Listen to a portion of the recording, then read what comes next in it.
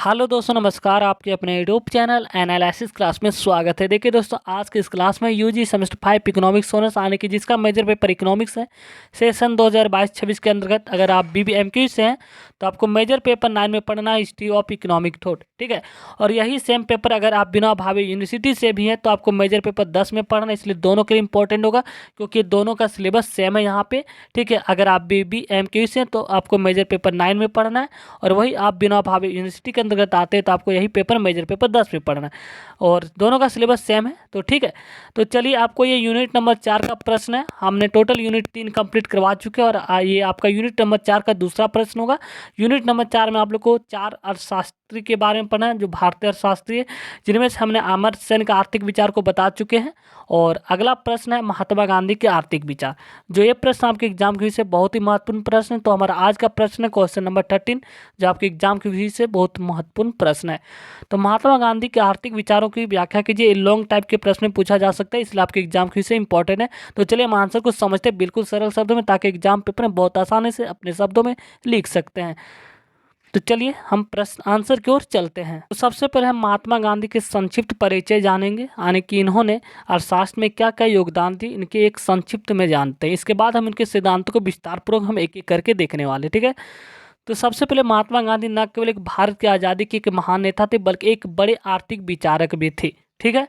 उनका आर्थिक विचार पूरी तरह से नैतिकता हो गया, आत्मनिर्भरता और समानता पर आधारित है। उनका जो आर्थिक विचारधारा था वह था नैतिकता, आत्मनिर्भरता और समानता पर आधारित है। तीन चीज़ों पर आप लोग ध्यान रखिएगा।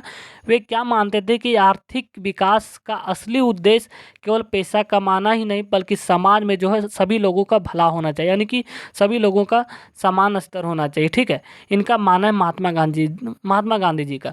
तो गांधी जी का आर्थिक दृष्टिकोण देखा जाए तो वह आधुनिक औद्योगिक अर्थव्यवस्था से बिल्कुल अलग था। उन्होंने ग्राम स्वराज यानी कि स्वतंत्र गांव, ठीक है, स्वदेशी आंदोलन यानी कि उन्होंने अपने देश में उत्पादित वस्तुओं पर ही जोर दिया, विदेशी वस्तु का इन्होंने विरोध किया है। ट्रस्टीवाद, जिसे हम लोग कह सकते हैं, यह एक बहुत बड़ा शब्द है, इस यहाँ से शॉर्ट टाइप के प्रश्न पूछा जाता है। और श्रम के सम्मान पर जोर दिया, यानी कि मजदूरों पर सम्मान पर इन्होंने ध्यान दिया। उनका मानना था कि हर व्यक्ति को रोजगार मिले, संसाधनों का जो होता है समान वितरण हो, यानी कि संसाधनों पर सभी का समान अधिकार हो, और यहाँ पर पर्यावरण का कोई नुकसान न हो, ठीक है। ये था आप लोग का संक्षिप्त परिचय इकोनॉमिक दृष्टि से महात्मा गांधी जी का। अब उनके द्वारा दिए गए सिद्धांत को एक एक करके हम विश्लेषण करेंगे, जिनमें से अब एक एक करके सिद्धांत को देखते हैं। तो इनमें से महात्मा गांधी के हम 6-7 आर्थिक विचारधारा को देखेंगे, जिनमें से इन्होंने पहला बताया ग्राम स्वराज पर जोर दिया, यानी कि आत्मनिर्भर गांव की अवधारणा दिया। दूसरा, इन्होंने स्वदेशी आंदोलन पर विशेष ध्यान दिया, यानी कि देशी वस्तु का इन्होंने बढ़ावा दिया। तीसरा, इन्होंने ट्रस्टशिप यानी कि पूंजीपतियों और गरीबों के बीच संतुलन बनाए रखने के लिए कहा।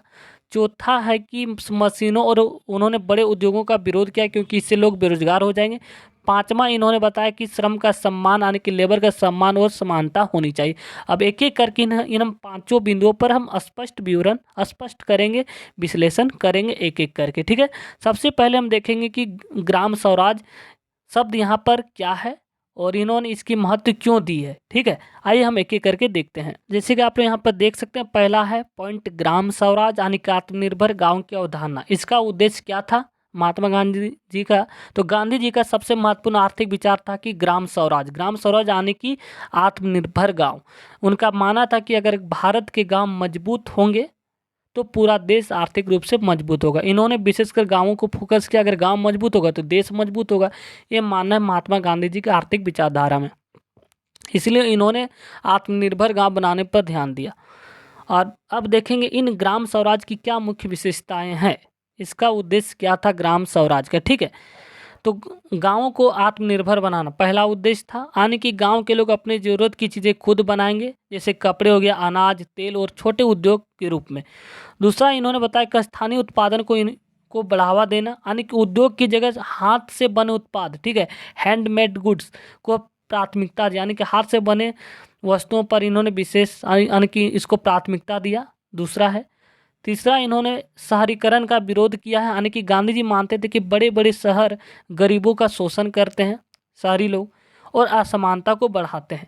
इसलिए गाँवों को ही विकास का केंद्र बनाना चाहिए। ये मानना था महात्मा गांधी जी की आर्थिक विचारधारा में ग्राम स्वराज में। चौथा विशेषता यह है कि ग्राम स्वराज की हर व्यक्ति को काम मिले, यानी कि गांव में हर किसी को रोजगार मिले, जिससे क्या हो, कोई भी बेरोजगार ना रहे। उदाहरण के तौर पर देखा जाए तो महात्मा गांधी जी ने चरखा और खादी को बढ़ावा दिया, क्योंकि वे ग्रामीण भारत को आत्मनिर्भर बना सकते थे और लोगों को यहाँ पर रोजगार दे सकते थे। ये उदाहरण हुआ। तो दूसरा हम देखेंगे महात्मा गांधी के आर्थिक विचार में स्वदेशी आंदोलन, यानी कि उन्होंने देसी वस्तु को बढ़ावा देने पर बल दिया और विदेशी वस्तु का इन्होंने विरोध किया। गांधी जी का दूसरा महत्वपूर्ण आर्थिक विचार था कि स्वदेशी आंदोलन, यानी कि जिसमें उन्होंने कहा कि हम विदेशी सामानों की जगह अपने सामानों की जगह देश में बनी चीज़ों का ही हम उपयोग करना चाहिए, अपने देश में उत्पादित वस्तु का ही उपयोग करना चाहिए।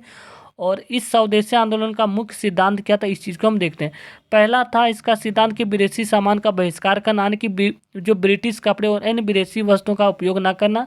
दूसरा, स्वदेशी उद्योग को बढ़ावा देना, यानी कि जो हमारे गांव में उद्योग, छोटे छोटे लघु एवं कुटीर उद्योग है, उनको बढ़ावा देना, यानी कि भारतीय कारीगर और किसान द्वारा बनाए गए सामान को ही अपनाना। ठीक है। तीसरा उद्देश्य था स्वावलंबन, यानी कि आत्मनिर्भर, यानी कि लोगों को अपने उपयोग की चीज़ें जो होता है खुद बनानी चाहिए, ताकि वे किसी पर निर्भर न रह सके। ये रहा तीसरा। चौथा पॉइंट है कि छोटे उद्योग का समर्थन, यानी कि बड़े कारखाने की जगह छोटे और कुटीर उद्योग को बढ़ावा देना। ये आपका चौथा 4 सिद्धांत तीनों स्वदेशी आंदोलन में सिद्धांत बताए हैं। एक उदाहरण भी है, गांधी जी जो है खुद चरखा चलाते थे और लोगों को खादी पहनने के लिए प्रेरित करते थे। उन्होंने विदेशी कपड़ों की होली जलाकर स्वदेशी का संदेश दिया। ठीक है, यानी कि स्वदेशी वस्तुओं को अपनाना चाहिए। तीसरा महात्मा गांधी का आर्थिक विचारधारा में ट्रस्टीशिप क्या है, यानी कि पूंजीपतियों और गरीबों के बीच संतुलन। यहाँ से एक शॉर्ट टाइप में प्रश्न पूछा जाता है कि संक्षिप्त विवरण लिखें ट्रस्टीशिप पर। अब जाइए देखते हैं ट्रस्टीशिप क्या होता है। ये महात्मा गांधी की आर्थिक विचारधारा के तीसरा सिद्धांत है। गांधी जी मानते थे कि अमीर और गरीब के बीच बहुत बड़ा अंतर नहीं होना चाहिए, यानी कि दोनों के बीच समान होना चाहिए, संतुलित होना चाहिए पूंजीपति और गरीब के बीच। उनके अनुसार जो लोग अमीर हैं उन्हें उसे क्या करना चाहिए, अपने धन को समाज की भलाई के लिए उपयोग करना चाहिए। जो लोग अमीर है, जो लोग धन से अमीर है, इसे उन्होंने ट्रस्टीशिप का सिद्धांत कहा। आइए समझते हैं कि ट्रस्टीशिप का सिद्धांत क्या है, मुख्य विचार क्या है। 4 पॉइंट देखेंगे। तो अमीरों को समाज का ट्रस्टी, यानी कि संरक्षक बनना चाहिए। ठीक है, इसका पहला विचार है अमीरों को जो होता है समाज का संरक्षक बनना चाहिए, यानी कि उन्हें अपने धन केवल खुद पर खर्च नहीं करना चाहिए, बल्कि गरीबों की मदद करनी चाहिए। दूसरा पॉइंट है कि संपत्ति का समान वितरण, यानी कि धन केवल कुछ लोगों के पास सीमित न रहे, बल्कि सभी लोगों के पास रहे। ठीक है। तीसरा पॉइंट है कि श्रम का सम्मान, यानी कि लेबर का सम्मान, मजदूर का सम्मान, यानी कि हर व्यक्ति को काम करने का अवसर मिले और किसी का भी शोषण ना हो। चौथा विचार है ट्रस्टीशिप का कि समाजवाद और पूंजीवाद के बीच संतुलन होना चाहिए, यानी कि गांधी जी पूंजीवाद के पूरी तरह खिलाफ नहीं थे, लेकिन वे चाहते थे कि अमीर लोग गरीब की भलाई के लिए काम करें। ठीक है। एक उदाहरण भी है यहाँ पर, अगर कोई उद्योगपति करोड़ों रुपए कमाता है तो उसे उस पैसे का एक हिस्सा अपने कर्मचारियों को वेतन बढ़ाने, स्कूल, अस्पताल और समाज के कल्याण में लगाना चाहिए, ताकि देश का विकास हो सके। ये हुआ आर्थिक विचारधारा की ट्रस्टीशिप के 4 विचारधारा को हमने देखा। अब महात्मा गांधी के चौथा आर्थिक विचारधारा मशीनों और बड़े उद्योगों का इन्होंने विरोध किया, यानी गांधी जी आधुनिक मशीनों और बड़े उद्योग के पक्ष में नहीं थे। उनका मानना था कि मशीन जो है लोगों को रोजगार छीन लेती और उन्हें बेरोजगार बना देती। बिल्कुल सही बात है। इनका जो विरोध किन कारणों से था, तो पहला है कि मशीनों से बेरोजगारी बढ़ती है। बिल्कुल सही बात है। जब कारखाने में मशीनों का इस्तेमाल होता है तो लोगों की ज़रूरत कम हो जाती है, बेरोजगार हो जाते हैं, इसलिए इसका विरोध किया। दूसरा है कि छोटे कारीगर को इससे नुकसान होगा, मशीनों से बने सामान सस्ते होते इसलिए। तीसरा होगा कि यह पर्यावरण को भी नुकसान पहुंचाएगा। बड़े कारखाने से प्रदूषण बढ़ता है, जो समाज और पर्यावरण दोनों के लिए हानिकारक है। चौथा पॉइंट है सामाजिक असमानता इससे बढ़ेगा, यानी कि बड़े उद्योग कुछ लोगों को बहुत अमीर बना देगा, जबकि काफ़ी लोग इससे गरीब रह जाते हैं। इसलिए इन्होंने बड़े उद्योगों को आने के आधुनिक उद्योग का विरोध किया, आधुनिक मशीन का। हालांकि गांधी जी पूरी तरह से मशीनों के खिलाफ नहीं थे। वे मानते थे कि अगर मशीनें इंसानों की मदद के लिए इस्तेमाल की जाए और बेरोजगारी न बढ़ाएं तो वो ठीक है, यानी कि उन्होंने मशीनों का विरोध नहीं किया। उनका मानना था कि लोग बेरोजगार हो जाएंगे, इसलिए इनका विरोध किया है। ठीक है। पांचवा, आर्थिक विचारधारा में श्रम का सम्मान और समानता, यानी कि मजदूरों को सम्मान करना चाहिए और समानता रखना चाहिए। यानी कि गांधी जी का मानना था कि हर तरह के काम का सम्मान होना चाहिए, चाहे काम छोटा हो या बड़ा हो। इसके अनुसार कोई भी काम छोटा या बड़ा नहीं होता। तो इनका मुख्य विचार था कि शारीरिक श्रम का महत्व दिया जाए, यानी कि लेबर का महत्व शारीरिक दृष्टि से, यानी कि हर व्यक्ति को कुछ न कुछ शारीरिक श्रम करना चाहिए, चाहे वो अमीर हो या गरीब। ठीक है, सभी कार्य बराबर है, ये मानना था उनका मुख्य विचार। यानी कि सफाई करने वाला हो या किसान हो, शिक्षक हो या व्यापारी, सभी समाज के लिए महत्वपूर्ण है। इसलिए इन्होंने तीसरा, इन्होंने स्वावलंबन यानी कि आत्मनिर्भर पर ध्यान दिया, यानी कि लोगों को अपने हाथ से साफ काम करना चाहिए और दूसरों पर निर्भर नहीं रहना चाहिए। इसीलिए इन्होंने आत्मनिर्भर पर बल दिया। उदाहरण देखा जाए तो गांधी जी खुद आश्रम में सफाई करते थे और अपने कपड़े खुद धोते थे, ताकि यह संदेश दे कि कोई भी काम छोटा नहीं होता। छठा, आप देखेंगे गांधी जी के आर्थिक विचारों का हम प्रभावों को अब देखेंगे, इनका प्रभाव क्या क्या देखने को मिलता है आज के समय में। तो गांधी जी के विचारों का भारत और दुनिया पर गहरा प्रभाव पड़ा, जिनमें से पहला है भारत में कुटीर उद्योग को बढ़ावा मिला इससे। दूसरा है कि स्वदेशी आंदोलन के कारण भारतीय कंपनियों का इससे विकास हुआ। ठीक है। तीसरा है कि ट्रस्टीशिप के विचार ने समाजवादी अर्थव्यवस्था को प्रेरित किया।